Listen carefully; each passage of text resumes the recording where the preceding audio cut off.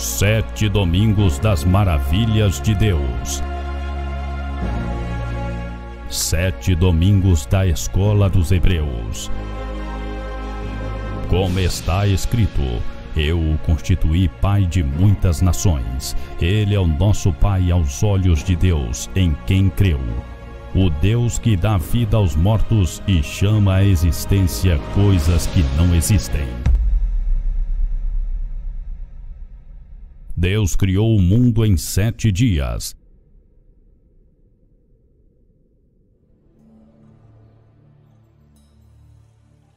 Ele fez o céu e a terra, o mar,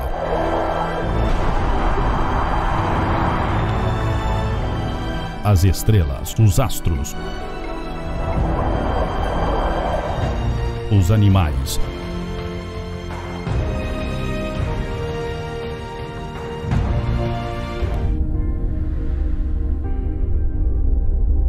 criou o homem e a mulher.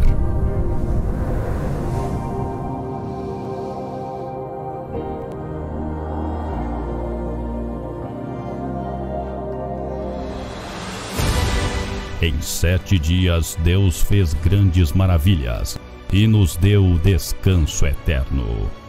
Dentro destes 7 domingos, Ele fará maravilhas em 7 áreas da sua vida: no seu casamento, na sua família, na sua saúde, na sua vida financeira, na sua vida profissional, nos projetos e na sua vida espiritual.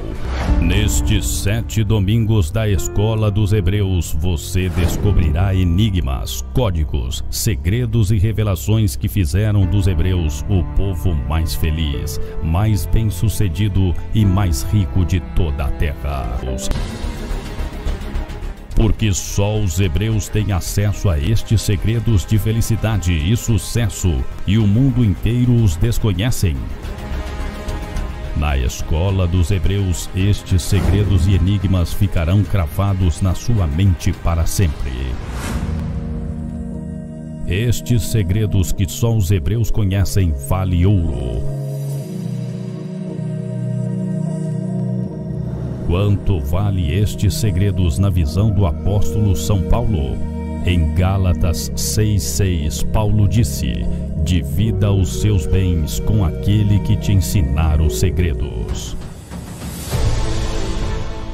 O Senhor Jesus disse a respeito destes segredos em Mateus 11:25: graças te dou, ó Pai, Senhor dos céus e da terra, porque ocultaste estes segredos de felicidade, sucesso e riqueza aos sábios e poderosos e revelastes aos pequeninos.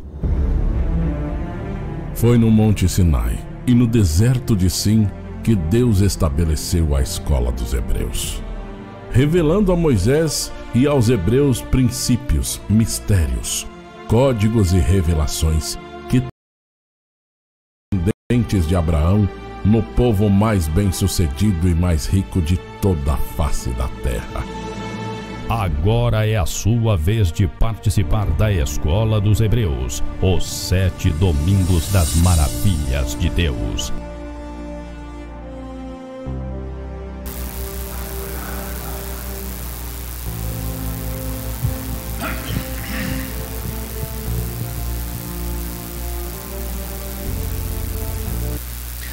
A paz do Senhor Jesus, povo de Deus, muito boa noite, sejam bem-vindos ao Momento da Vitória. A você que nos acompanha aqui pelo rádio, aqui pelo nosso canal no YouTube.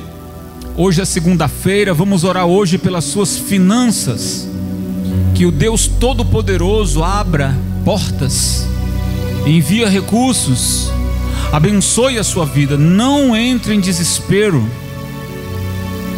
Não permita que a pressão, a cobrança venha fazer você loucura, tornar você em algumas atitudes loucas, precipitadas. Toma cuidado com isso. Busca no Senhor o socorro. O Senhor vai te dar no final uma direção. Não precisa você meteu os pés pelas mãos. Não, espera um pouco, o Senhor vai te socorrer. O nosso Deus continua sendo Deus, apesar das lutas, Ele continua sendo um Deus. Se você precisa de oração nessa área, ô bispo, eu preciso de um socorro, tudo bem, nós vamos clamar agora.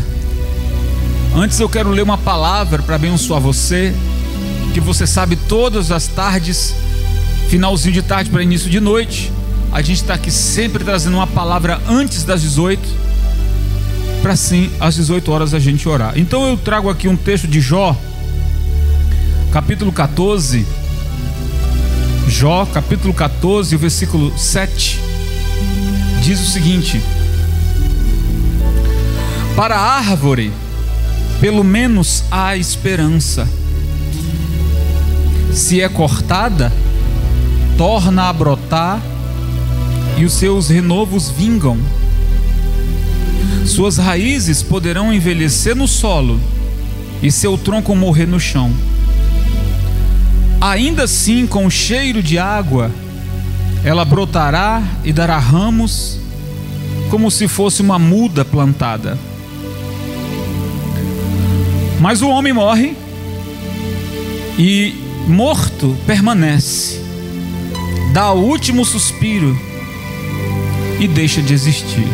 Irmãos, eu quero comentar aqui a respeito desses quatro versículos. A primeira palavra de Jó, os primeiros versículos de Jó, ele está falando de algo que lhe levou ao desespero. Jó aqui, ele não conhecia totalmente a Deus, ele servia a Deus, mas não conhecia a Deus totalmente. Não tem pessoas na igreja que, nem todas as pessoas que estão na igreja são convertidas. Existem pessoas na igreja que são convertidas, sim, venha o que vier, passe o que venha o que acontecer, ela está firme, não sai. Mas já outras pessoas que estão para agradar alguém, estão para fazer companhia a outra pessoa. E no caso aqui de Jó, voltando aqui para a figura de Jó, ele está dizendo o seguinte: até para uma planta, uma árvore, se cortar ela, se as suas raízes e troncos morrerem, ao cheiro das águas, ela é capaz de brotar. Ela brota. Aí ele ainda fala assim, como se fosse uma muda de planta. Até aí, tudo bem. Agora ele vai jogar para ele. No versículo 10 ele vai dizer assim: mas o homem morre e morto permanece, dá o último suspiro e deixa de existir. Então vamos lá, pessoal. O que Jó estava querendo dizer aqui? Eu quero deixar bem claro aqui, pessoal, que essa fala de Jó era aquele Jó que servia a Deus, mas não conhecia de verdade. Então ele passou por uma situação muito difícil e complexa, porque ele perdeu filhos, ele perdeu os bens, ele perdeu a saúde, ele perdeu a sua paz. E uma pessoa que perde tudo, pessoal, entra num processo, digamos assim, psicologicamente a pessoa está acabada. E não esqueça da primeira frase que disse: Jó, quando falou essas coisas, servia a Deus, mas sem conhecer, certo? Então, pela fase difícil que ele passou, ele falou muita besteira. Uma das falas de Jó, ainda naquela ocasião, ele chegou a dizer o seguinte: se a minha mãe tivesse me abortado, eu seria mais feliz. Jó falou isso, uma grande besteira. Mas não esqueça que quando ele falou isso, ele servia a Deus sem conhecer. Vamos sempre lembrar desse ponto. Então vamos lá, pessoal. Jó, quando fala que para uma planta cortada tem jeito, mas se o homem morre, suspira pela última vez, não tem mais jeito. O que ele estava querendo dizer? Ele estava querendo dizer o seguinte: eu estou perdido. Ele estava querendo dizer o seguinte: se eu cair agora e morrer, acabou. Jó estava praticamente com a sua esperança fragmentada, e é esse ponto que eu quero usar para abrir, o Espírito Santo abrir os olhos do seu entendimento. Porque se você está aí do outro lado, enfrentando lutas dentro de casa, abalo emocional, problemas financeiros, uma doença incurável, onde a situação, onde você só vê o fim, morte, derrota, você que está vivendo isso, eu quero dizer para você o seguinte: se você não focar nas promessas de Deus e no poder que o nosso Deus tem, essa impressão que os problemas estão te mostrando vai fazer você também perder a fé e a esperança. Esses problemas vai fazer com que você não enxergue as promessas de Deus, para que você só veja problema. Então, sua esperança estava fragmentada, lhe faltava forças, porque ele perdeu tudo. E eu penso que eu e você que está aí do outro lado, nenhum de nós passamos ou estamos passando por aquilo que Jó passou. Eu acredito que não. Acredito que não. Mas quem sabe o seu problema é um problema que tem sugado as suas forças, fragmentado a sua esperança. Você não tem conseguido ver as promessas de Deus, você só consegue ver os problemas. Sabe qual é um grande erro nosso, humano? Problema humano nosso. Eu estou falando de pessoas que servem a Deus, e o problema dessas pessoas, quando o problema bate a sua porta, seja ele qual for, se você for medir a sua força com a força desse problema, você já era. É esse o erro. O erro está aí. Eu estou falando de um erro de um cristão que quer medir as suas forças com a força do seu problema. Você já era. Mas quando o problema bater a sua porta e você disser para o seu problema, dizer para o seu problema assim: o meu Deus é maior que você. Se você disser para a doença: o meu Deus é maior que você. Se você disser para a ameaça do inimigo: o meu Deus é maior que você, então você vence isso. Você vence pela força de Deus. E eu disse no início que o nosso erro é medir com as nossas forças, comparando-se à força dos nossos problemas. Aí não tem jeito. Então, pessoal, eu quero adiantar aqui capítulo 42, e o versículo 1 diz o seguinte, ó: então Jó respondeu ao Senhor: sei que podes fazer todas as coisas, nenhum dos teus planos pode ser frustrado. Tu perguntaste: quem é esse que obscurece o meu conselho sem conhecimento?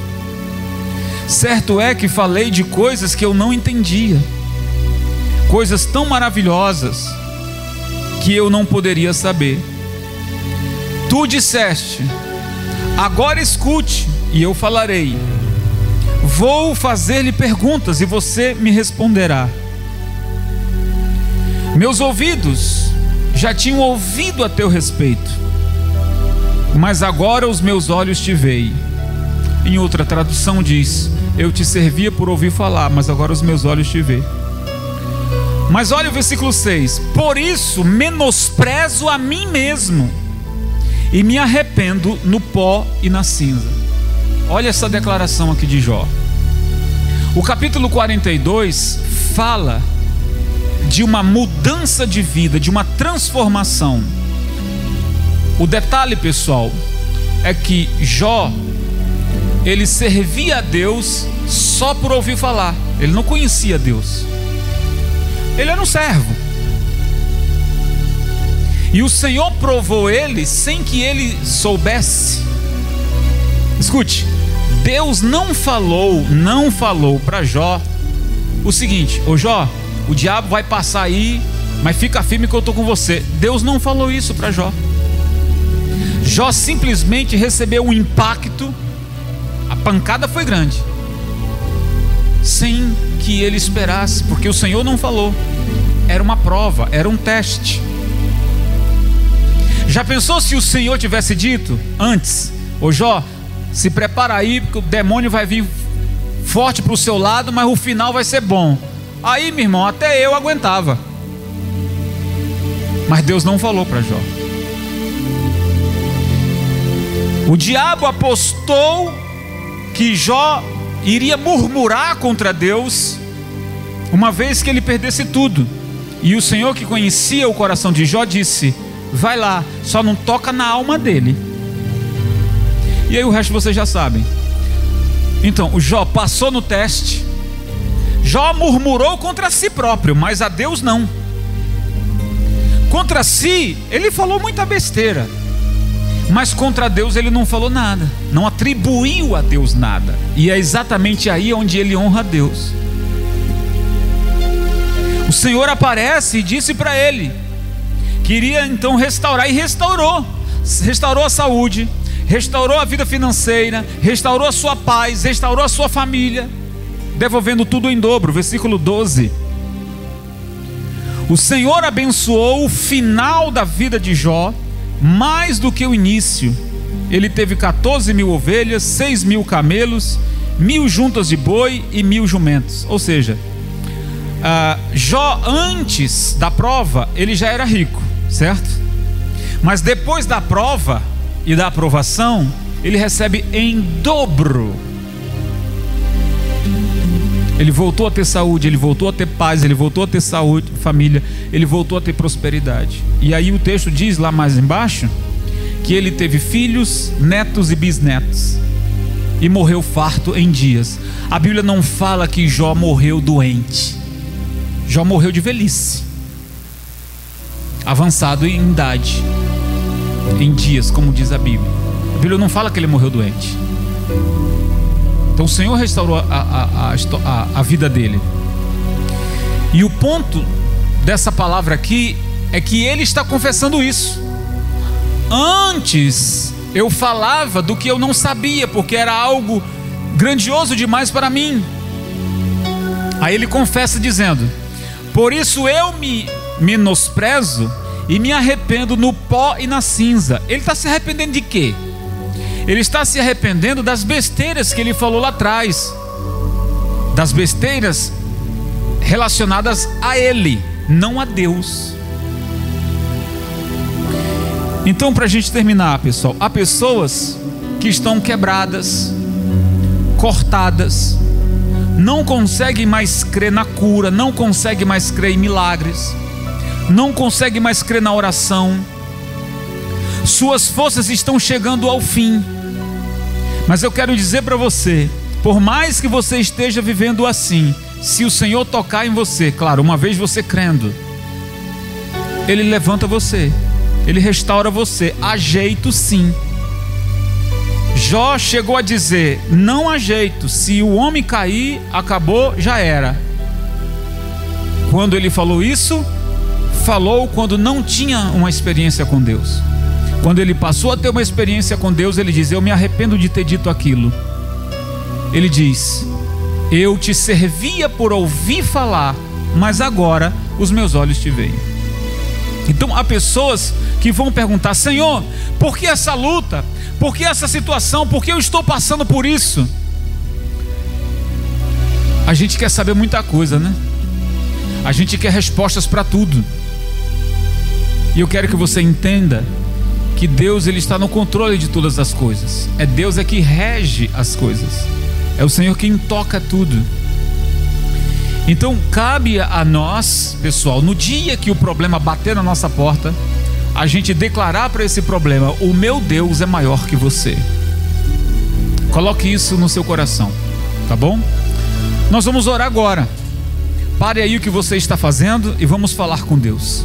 Senhor meu Deus e meu Pai, em nome do teu Filho amado Jesus, na oração das 18 horas, levanto aqui o meu clamor, levanto aqui a minha oração, em favor de todos aqueles que estão do outro lado, clamando.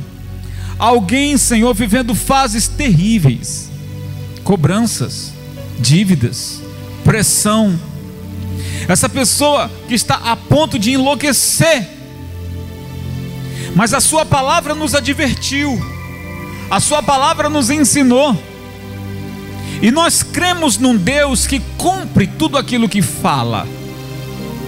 E eu quero pedir, Senhor, fortaleça a fé de cada filho, de cada servo de Deus, que nesse momento está dizendo: Senhor, está pesado para mim, está pesado, os problemas vieram para me arrebentar, mas eu sei que Tu és poderoso, o Senhor é maior do que qualquer problema.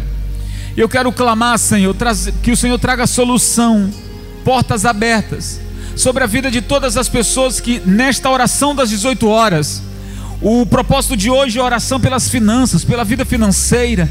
Ajude essa pessoa a sair dessas dívidas, desses dias que têm sido terríveis. Traga uma solução, Senhor.